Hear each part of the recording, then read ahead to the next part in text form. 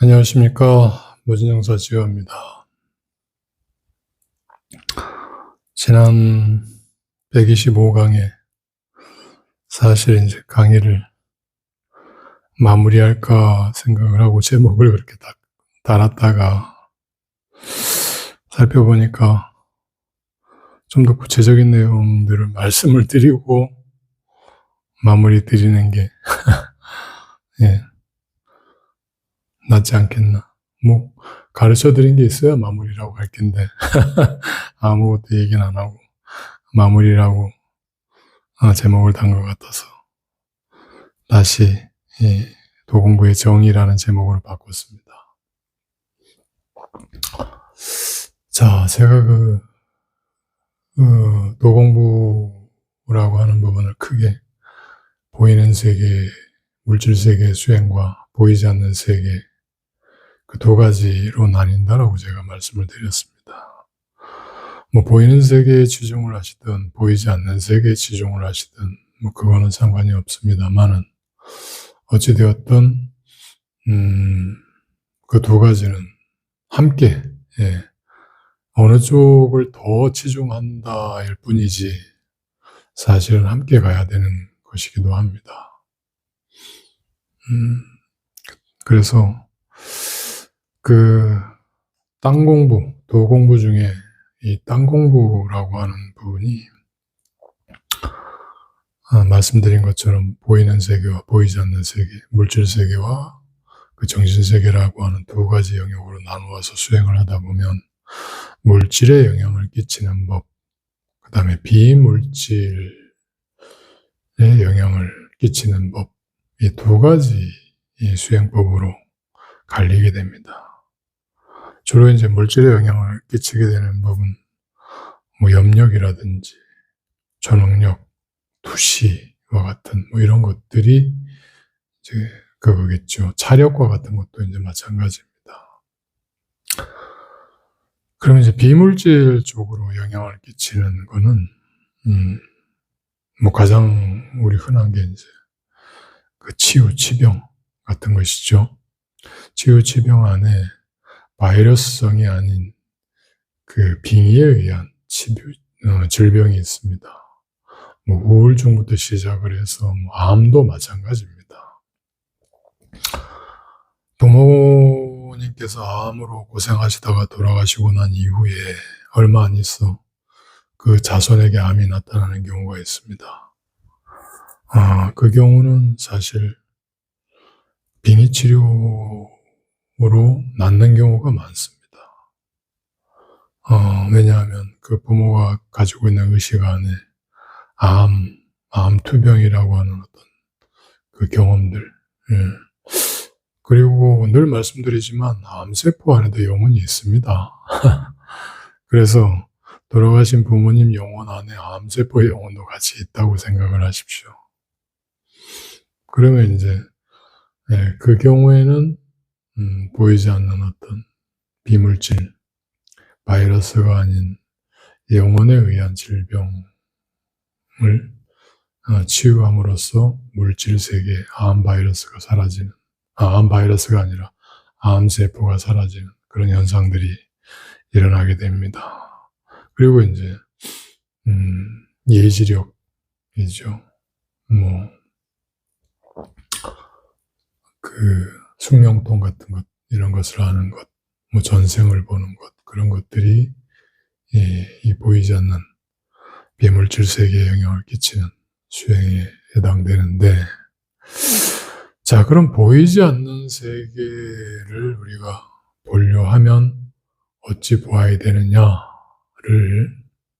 말씀드리다가 제가 이제 말았습니다. 영안을 여는 법부터 시작을 해서 쭉 얘기하다가 이거 얘기해서 뭐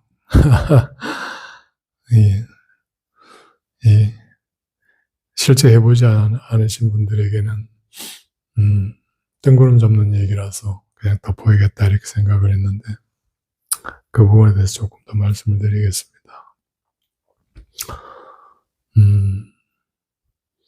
안식이라는 부분이 항상 핵심처럼 등장합니다. 안식. 예. 그래서 우리가 눈에 보이는 대상 따라서 의식이 자꾸 옮겨가는 것. 장면적 사고라고 해요. 우리는 꿈을 꿔도 마치 영화를 보듯이 하나의 장면이 스토리를 따라서 이렇게 흘러가는 것.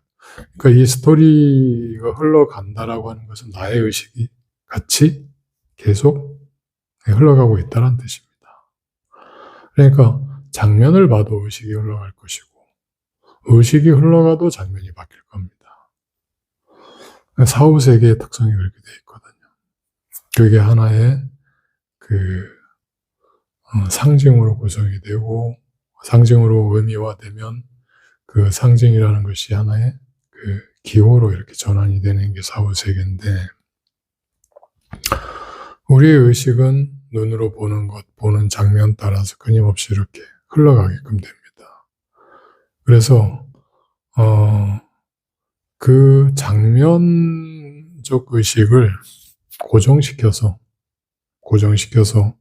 보는 자 의식으로 이거를 다시 되돌리는 수행이 그 안식 훈련입니다. 안식 수행. 그래서 내가 눈동자를 고정을 시켜서 보이는 대상 따라서 일어나던 의식의 변화를 고정시켜 놓는 거예요. 그래서 장면 따라 변하는 사고 혹은 그 시선의 어떤 영향을 따라서 변하는 어떤 감정들 이런 것들을 다 떼어놓고 새로운 어떤 보이는 세계 이면의 것을 보게 하는 훈련이 빛보기 혹은 촛불 보기 혹은 눈을 감고 하는 어떤 그 명상 이런 것들인데 꿈수행도 마찬가지입니다. 이 꿈수행하고 사실은 우리가 절수행하고 같은 거예요. 제가 늘 그런 말씀을 드리는데 우리 불교 수행하시는 분들 중에 3000배 수행하시는 분들이 있습니다. 굉장히 대단하세요. 3000배라는 게 쉽지가 않습니다. 저도 이렇게 해보면 정말 꼬박 밤을 새서 동틀 때 저녁에 어스름한 저녁에 시작을 해서 꼬박 밤을 새서 동트면서 끝나는 경우가 이 3000배 수행인데 그 절수행을 할 때 숫자에 집착하지 마시라 그럽니다. 마치 휴대폰 폴더처럼 탁탁 접혔다가 일어납니다. 이렇게 절을 할 때 착착착착 이렇게 잘 하시는 분은 그래요. 대구 저기 팔공산 갓바위에 가면 유명하신 분이 있습니다. 폴더처럼 착착착착 하루 종일 하시는 분이 있습니다. 자, 3000배 수행하면 죽을 것 같죠? 고통스럽습니다. 황망스럽고 체력도 고갈이 되고 내가 이걸 왜 하나 싶기도 하고 그 마음을 다잡는 것으로서 3000배의 의미를 두시는 분들이 참 많습니다. 저는 그렇게 생각하시는 것도 좋은데 한 가지 더 하자면 숫자의 의미를 두기보다 내가 절하는 이 동작 하나하나의 의식의 흐름을 놓치지 마시라고 얘기를 합니다. 3000배를 하든 100배를 하든 21배를 하든 10배를 하든 9배를 하든 똑같습니다. 절하는 의식 안에 예를 들어서 내가 지금 천천히 서서 합장하고 몸을 구부려서 절을 하는 이 동작 안에 내 몸 안에서 나타나는 의식적 변화 혹은 기감의 변화를 단 한순간도 놓치지 말고 끊임없이 이 행동 안에서 찾아내시는 거예요. 이 흐름을 끊지 않고 함께 가시는 거예요. 그래서 9배를 하시는 동안에도 이 의식의 흐름이 전혀 끊이지 않고 계속 진행되도록 하는 것. 100배를 할 때도 마찬가지입니다. 의식이 흘러가고 내가 이렇게 하는 행동에 자꾸 이제 다른 어떤 잡념들이 끼어들고 이렇게 되는 것을 점점 줄여나가면서 절을 하고 있는 나의 이 어떤 주의, 그리고 이 주의를 어디 특정한 부분에 내가 기울였을 때, 예를 들어서 기감 혹은 어떤 나의 행동에 이렇게 기울였을 때 그 주의가 흐트러지지 않은 채 지속되게끔 계속 만드시는 거예요. 그거를 뭐 108배를 하시거나 100배를 하시거나 9배를 하거나 21배를 하는 동안에 처음부터 끝까지 그대로 이게 유지될 수 있다라면 안식 훈련하는 거하고 똑같은 효과가 나타납니다. 잠수행이 바로 그거예요. 자각몽 같은 거 다 하시고 싶은데 자각몽 잘 안 되는 분들이 있어요. 내가 자각몽을 한다라는 목적의식은 뚜렷합니다. 그래서 거기에 집중하려고 해요. 근데 문제는 머릿속으로만 자각몽을 하겠다라고 생각을 하고 몸에서는 긴장한 채 내가 이 긴장이 특정한 어떤 잠으로 빠져들어가는 순간 이 긴장을 인지하지 못한 채 그냥 잠으로 들어가는 거예요. 그러니까 정신과 몸이 따로 분리된 채 내가 잠으로 빠져들어가는 거예요. 잠이라는 것은 결국에 의식이 변하면서 신체에 어떤 마비 감각이 들어오는 거지 않습니까? 근데 내가 머리로는 자각몽 해야지 하면서 몸에서 나타나는 그 수면 마비의 어떤 감각 같은 거는 모르는 거예요. 그렇게 되면 유체이탈 잘 일어나지 않습니다. 자각몽이 일어나지 않습니다. 내가 잠든다라는 의식과 함께 몸에 나타나는 변화를 고스란히 인지하면서 갈 수 있으면 내가 꿈속에 들었다도 알 수 있습니다. 그리고 내가 지금 이것을 꿈을 꾸고 있는 상태다라는 그 의식도 느낄 수 있어요. 그래서 꿈에서 나타나는 부분이 불편하다도 합니다. 꿈속에서 불편한 것이 아니라 실제 나의 의식에서 지금 이 꿈을 꾸고 있는 이 장면이 불편하다라는 걸 알아요. 꿈 상태, 속이 불편한 것이 아니고 꿈에 귀신한테 쫓겨서 힘든 게 아니라 꿈을 꾸고 있는 나의 그 의식의 현상 자체가 나의 의식 안에서 불편하다를 알아요. 자, 그렇게 되면 이 불편함 속에서 이 불편함을 해결하기 위해서 나 꿈꾸고 있구나라고 스스로 자각을 하게 됩니다. 자, 이 잠수행이라고 하는 부분은요, 안식 훈련이라고 하는 부분은 살아있을 때는 명상을 통해서 비물질 세계로 내가 의식을 전이시킬 수 있는 수단이 되고요. 꿈도 마찬가지죠. 유체이탈이나 이런 부분 마찬가지인데 죽음에 들어가는 순간에도 이거는 그대로 나타납니다. 티베트 사자에서가 바로 이것을 가르쳐주는 책이거든요. 죽음에 들어갔을 때 나타나는 의식적 변화에서 자각하게끔 하는 것.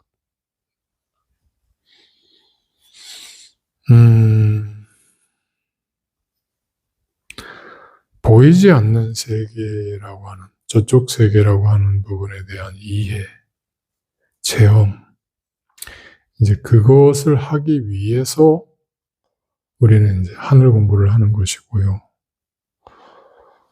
보이는 저쪽 세계로 들어가기 위한 어떤 수단으로서 우리는 땅 공부를 합니다. 그리고 그 두 가지의 현상이 우리 현실 세계에서 인간에게 어떻게 나타나느냐를 알아보기 위해서 사랑 공부를 하는 거예요.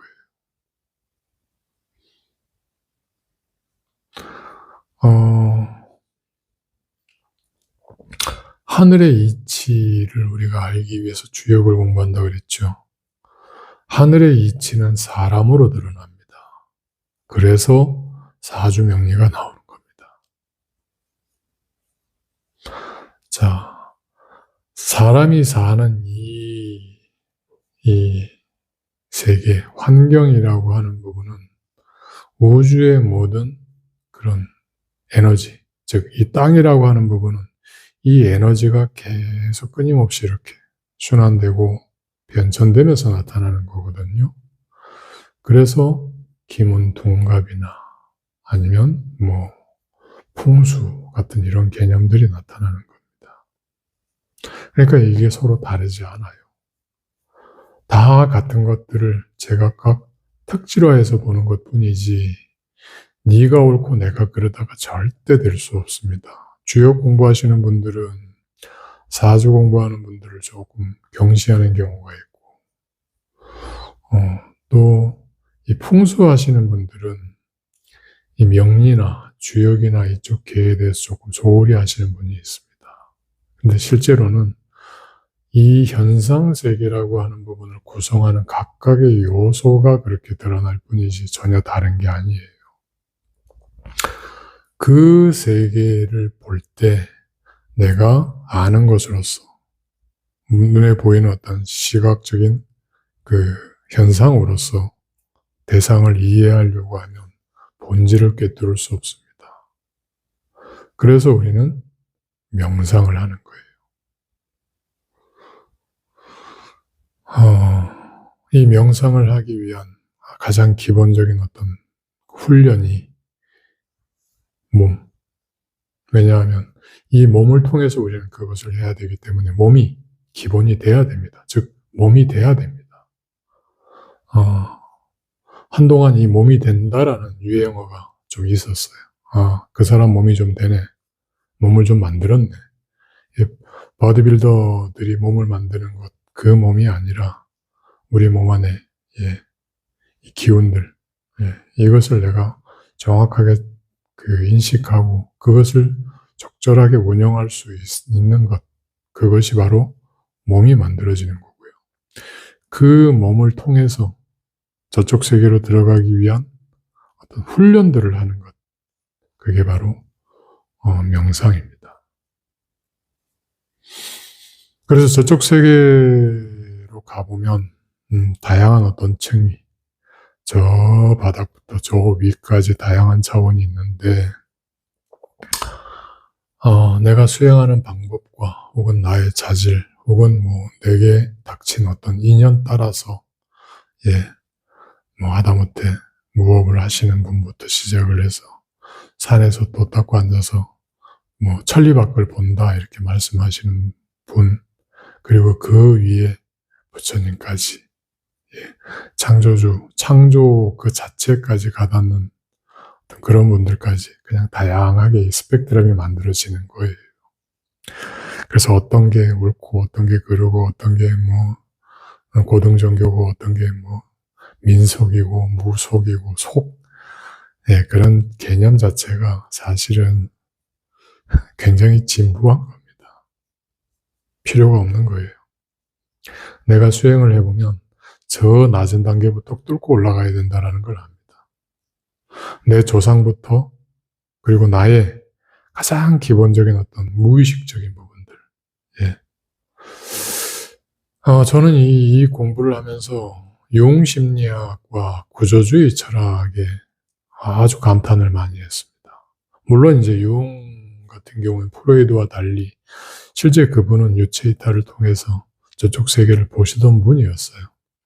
융의 마지막 저술, 번역된 마지막 저술 중에 레드북이라는 게 있습니다. 그건 철저하게 스웨덴보리의 사후 여행기와 비슷한 책이에요.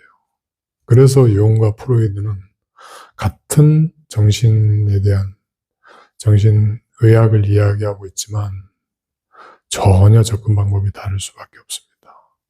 그리고 구조주의 철학, 인간을 어떤 주체로 보는 것이 아니라 조건적인 의식의 어떤 결집체로서 이렇게 이해하는 패러다임들, 굉장히 아주 훌륭합니다. 우리나라 불교사에서 구조주의 철학을 토대로 해서 불교 수행하는 방법들을 구축한다라면 이 불교가 훨씬 대중화될 수 있는 틀이 거기에 있습니다. 저는 그 두 가지가 정말 제 수행하는 과정 안에서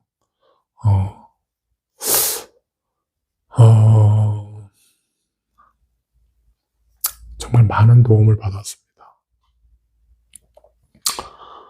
그런 것들을 스스로가 계속 이렇게 검증해 가다 보면 나라고 하는 부분이 내가 무엇이다가 아니라 내가 어떻게 되었다라요.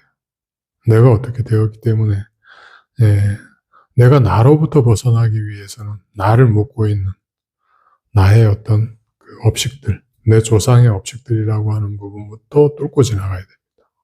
그러다 보면 누구나 조상영이라고 하는 부분을 경험을 하게 되고요. 누구나 그 신들림과 같은 어떤 증상들을 거치게 되고요.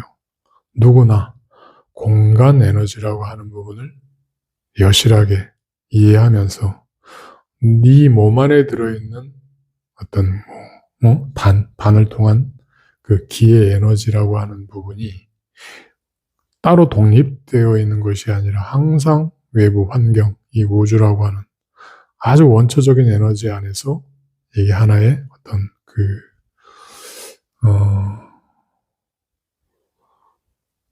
분자와 부모 관계처럼 이렇게 구성이 되어 있다는 걸 압니다. 그러면서 서서히 에고가 해체되면서 본질을 향해서 나가고자 하는 시도들이 일어나거든요.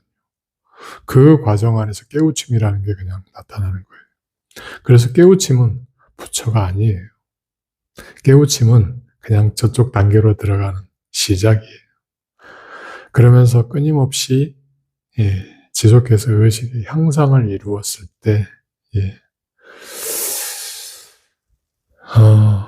불교에서도 그런 깨달음의 단계에 대해서 분명히 이야기를 해놨습니다. 단박에 깨치고 단박에 부처가 된다라고 자꾸 우기니까 우리가 그런 정보에 대해서 어두웠을 뿐이지 부처님도 이미 그런 말씀 해놓으셨습니다.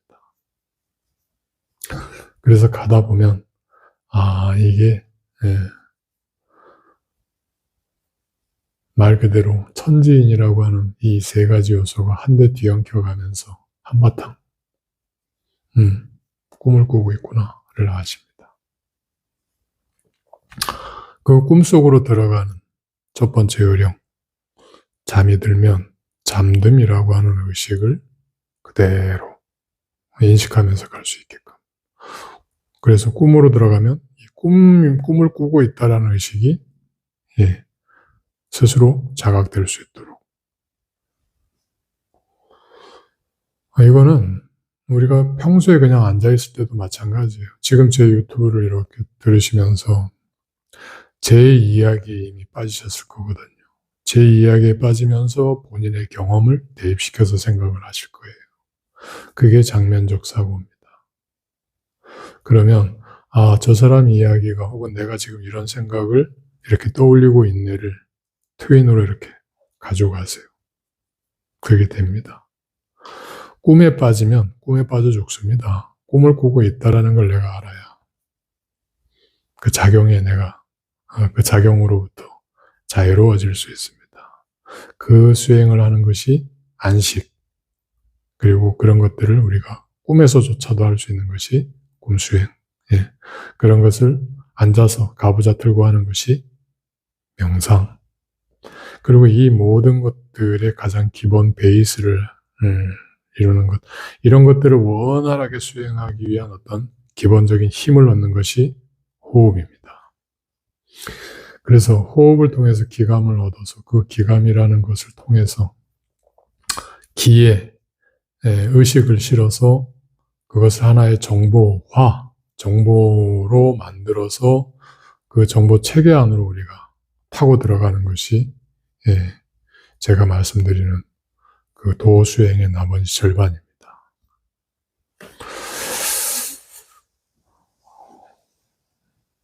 이해가 되시나요? 항상 이때 이렇게 얘기를 해놔놓고 이것도 나 혼자 아는 얘기를 주저리 떠들고 있지 이렇게 생각이 되면 참 갈등이 옵니다. 그만둘까? 어쨌든 해보십시오. 해보시면 분명하게 그게 됩니다.